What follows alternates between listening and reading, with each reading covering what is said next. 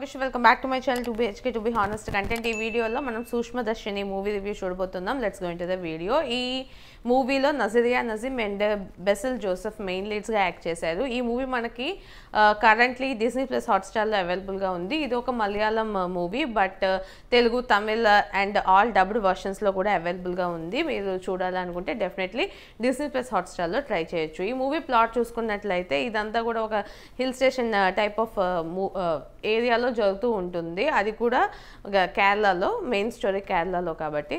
So అక్కడ ఏమవుతుందంటే తిను Nazriya Nazim already housewife, తనకు ఒక 5 years 6 years పాప బాబు ఎవరు ఉంటారు. అండ్ తిను వీళ్ళ ఆపోజిట్ హౌస్లోకి ఒక న్యూ టెనెంట్స్ వస్తారనమాట. వాళ్ళు వచ్చినప్పుడు ఏంటంటే కొంచెం వియర్డ్గా బిహేవ్ చేస్తుంటారు. అది ఎవరో కాదు, బెసిల్ జోసెఫ్ అనమాట. బెసిల్ జోసెఫ్ వాళ్ళ మదర్ని ఏదో థ్రెటన్ చేస్తున్నాడు అన్న ఫీలింగ్లో ప్రతిసారి నజరియా నజీమ్ ఉంటుందన్నమాట. సో అసలు తను ఎందుకు అలా ఫీల్ అయ్యింది, అలా తను ఏం చేశాడు, అండ్ దీని తర్వాత ఆమె మిస్సింగ్ కూడా అయిపోతుంది. సో దానివల్ల దానికి గల కారణాలు ఏంటి, అసలు అలా అవ్వడం వల్ల తిను నజరియా నజీమ్ ఏం ఫీల్ అయ్యింది అన్నదే మనకి మిగతా స్టోరీ.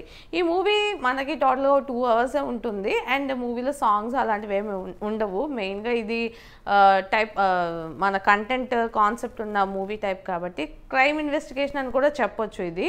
సో ఆ జానర్లో వెళ్తుంది కాబట్టి ఎక్కడ మనకి సాంగ్స్ అన్నవి లేవు ఈ మూవీలో. సో మనకి ఈ మూవీలో నాకు బాగా నచ్చింది ఏంటంటే క్యారెక్టర్స్ అన్నవి ఎస్టాబ్లిష్ చేసే విధానం చాలా బాగా అనిపించింది. మెయిన్గా నజరియా నజీమ్ తిను మైక్రోబయాలజీ ఉంటుంది కదా, సో అది చదువుతుంది అనమాట. తను BSc MSc మైక్రోబయాలజీలో చేస్తారు కదా, సో అందులో చదువుతుంది. అంటే ప్రతి దాన్ని కూడా మైన్యూట్గా చూసే మెంటాలిటీ ఉంటుంది దీనికి. సో అలానే మనకి కొన్ని సీన్స్ చూపిస్తారు తను ఎలాగ ప్రతిదీ కూడా చిన్నవి కూడా అబ్జర్వ్ చేస్తుంది అని. అందుకే ఆ మూవీ టైటిల్ కూడా సూక్ష్మదర్శిని అని పెట్టారు. అంటే చిన్నవి కూడా బాగా ఎక్కువగా అబ్జర్వ్ చేసేవాళ్ళు, లైక్ మైక్రోస్కోపిక్ వ్యూ అంటారు కదా, సో అలా. సో తను అలా చూస్తున్నప్పుడు సడన్గా ఆపోజిట్ ఇంట్లో ఒకరు వచ్చినప్పుడు అండ్ వాళ్ళు చేసే బిహేవియర్ అదంతా చూసి తినకు డౌట్ ఫస్ట్ నుంచే వస్తుంది.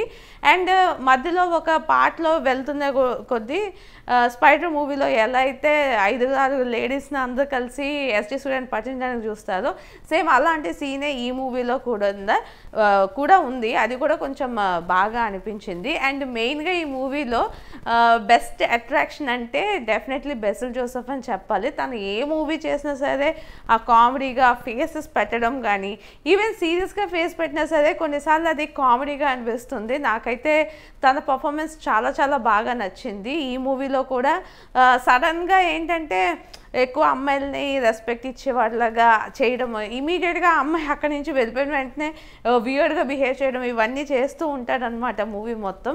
సో తన క్యారెక్టరైజేషన్ కూడా చాలా బాగా అనిపించింది. సో ఇలాగే ఇది ఒక క్రైమ్ థ్రిల్లర్ అనే చెప్పాలి. ఒక క్రైమ్ జరుగుతుంది, అసలు ఎందుకు జరిగింది, ఎలా జరిగింది, అండ్ అదంతా ఇన్వెస్టిగేషన్ చేస్తూనే ఉంటుంది.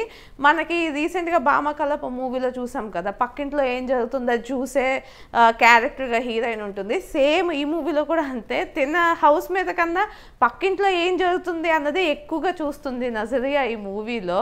అది మనకి స్టార్టింగ్ నుంచి ఒక 80% మూవీ వెళ్ళే వరకు కూడా చాలా ఇరిటేటింగ్గా అనిపించింది నాకైతే.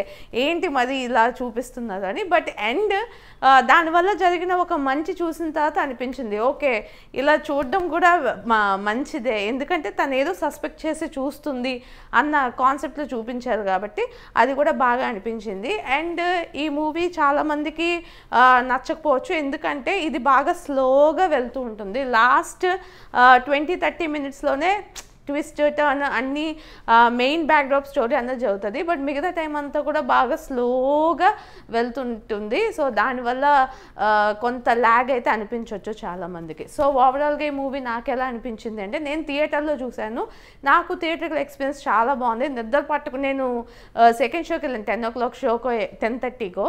బట్ నిద్ర రాకుండా నేను ఎంగేజింగ్గా ఫీల్ అయ్యి అండ్ ఆ సస్పెన్స్ ఏదైతే ఉంటుందో అది బాగా హోల్డ్ చేసిందనమాట మూవీ మొత్తం.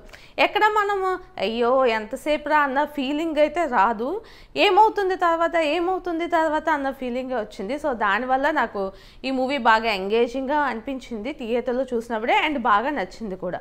సో ఒక డీసెంట్ మూవీ చూడాలనుకుంటే మాత్రం డెఫినెట్లీ ఈ మూవీ ట్రై చేయండి. ఇన్వెస్టిగేషన్ ఉంటుంది అండ్ క్రైమ్ కూడా ఉంటుంది, అండ్ లాస్ట్లో వాళ్ళు చూపించిన మెసేజ్ కూడా బాగుంది.